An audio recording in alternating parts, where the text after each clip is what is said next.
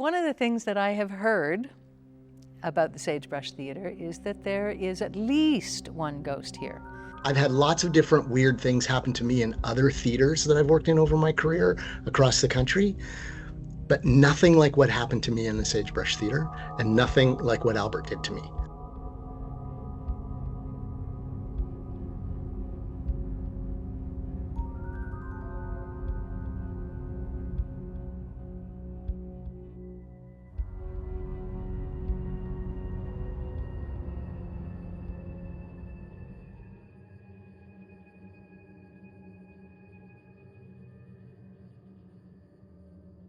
For one thing, when they replaced the seats, Albert's seat, where he was most often seen, was the top row of the house, right beside it was a lighting booth up at the top. So when they replaced the seats, they kept that one seat and they put it in the little video booth. That chair that's in there was Albert's chair from ever.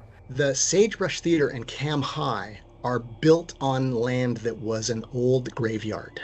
And when they built the school, they excavated graves. The story that I heard was that Albert was left behind. And so that's why Albert haunts the Sagebrush to this day. He was wrongfully convicted and hanged for a murder back in the old Wild West days. They found out that he was actually innocent, but it was too late. So we are talking about a spirit that is unsettled and has always been unsettled. Every time I walked through the threshold, I certainly practiced the protocol of greeting him when I went into the theater and saying goodbye when I was the last person out. Didn't matter what time of day it was, didn't matter what was going on. If I knew I was leaving the space, I gave him that courtesy. I know that one of the technicians, she tells a story of being up on the catwalk running the spotlight. And she heard a voice tell her to put on her harness, which she hadn't clipped. And she went, oh right, put her safety harness on. Next thing you know, the light went over and she would have gone with it had she not put on her harness. When she went down and went out for a break, she said, oh my gosh, thank you so much for telling me to put my safety harness on. And they went, we didn't tell you to put your safety harness on. We were out here. It was winter. It was just after the Christmas break. We had done all the rentals. And I was like, oh, I got to go up to the Sagebrush and get something. Or I went up to check on the theater because nobody had been in it for a couple of weeks. Nobody was with me. I walk onto the stage and there are 3 cyc lights that are on.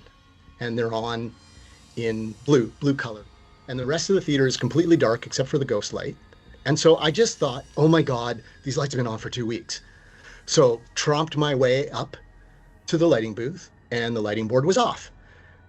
So I was like, okay, that doesn't seem right. So I got the board all on and I got it all working and I found the channels. I couldn't get it to do anything. Like, these lights were just on and it didn't matter what I did. I could not figure out how to turn them off. And then I thought, I gotta call one of the crew. And at the time I was working with a guy named John Riley. He did a lot of lighting. So he really knew the lighting board and the lighting system. I called John and I explained the whole thing to him. And he's like, okay, did you try this? Did you try that? Did you try this? Did you try that? Did you try this? Did you try that? We go on like that for 20 minutes. I can't get anything to work. And John says to me on the phone, well, I guess that would be Albert messing with you. Lights go out. Lights go on, lights go out, lights go on, lights go out. I am freaking out. I literally left the booth, went downstairs. I found the main power switch, like it's 400 amps or something, to the entire theater, every system in the theater. And I just shut the whole thing off. Then those lights finally went off for good. And I said goodbye and I walked out the door and I refused to go back until those guys were working again. And it was the freakiest thing ever. And the fact that it happened when he said that to me on the phone, it was like Albert was sitting right beside me. My favorite Albert story is a very personal one. The fall before I retired, I was leaving the school, which is attached to the Sagebrush, and there's a set of double doors. I went through the top set of doors, down the little set of stairs, and as I was approaching, I was probably 15 feet away from the door. The exterior doors, which are locked, cannot be opened from the outside. The left-hand door opened all by itself. And I just kind of stopped and I went, oh my goodness, like what's going on? I looked, there was nobody. I looked outside, there was nobody. So I just said, thank you, Albert. And I think that was Albert. This is where I get choked up.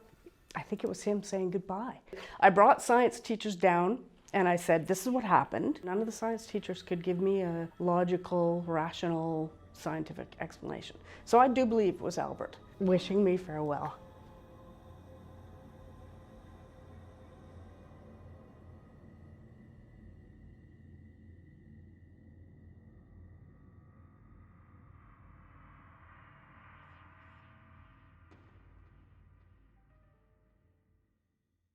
Have you ever been in a theater where you were visited by a ghost? No. No, I haven't. No. No. A theater ghost. No. No, I haven't, but I've heard those stories.